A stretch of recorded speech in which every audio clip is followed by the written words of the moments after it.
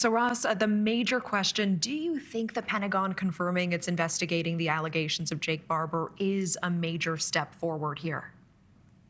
It's an incremental step forward. I think it's important because we do know that the new director of ARROW, the Pentagon's UAP investigation office, a chap called Dr. John Kozlowski, were assured he's very serious about investigating the phenomenon.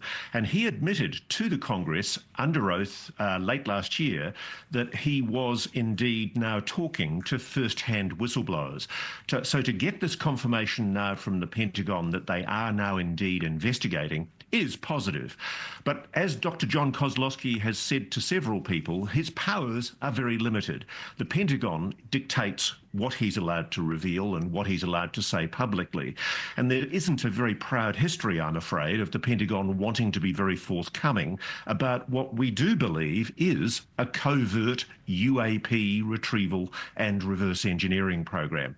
So really, I think a lot depends on the degree of transparency and openness that's permitted by the Pentagon, and a lot of that hangs on the new administration. It really does rest with the president and also to some degree with the Congress whether or not we're going to get any movement on any further disclosure about this alleged covert program. It's very interesting. I know you say there is very clear intent from senior echelons within the Pentagon leadership to continue to suppress this story. Tell me more about that.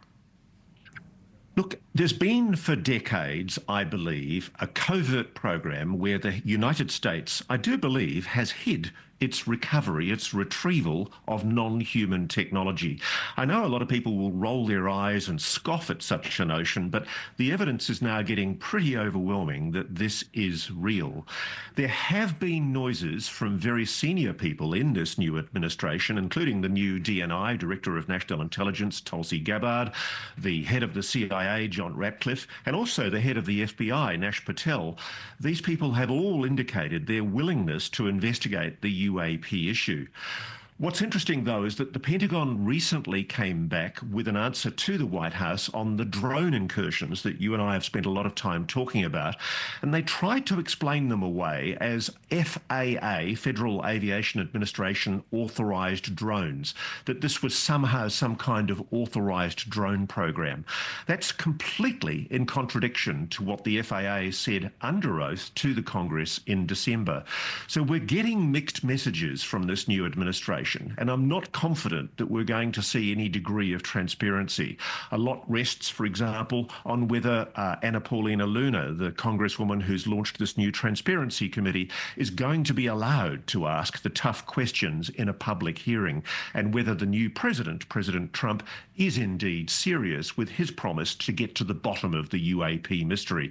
So far, I'm a little bit skeptical, but we'll wait and see. Okay, yeah, wait and see for sure. I want to return to some of your thoughts on some of the government operations that Barber was a part of. Here he is speaking about his work on what he calls the range. Let's listen. A lot of the work we did was on what I call the range, where the U.S. government and its private partners used to test all kinds of things, weapon systems and resilience to weapon systems of certain craft. And so you see a lot of exciting things. Ross, in your experience rigorously covering so many UAP-related stories now, how does Barber's account compare to other whistleblower testimonies?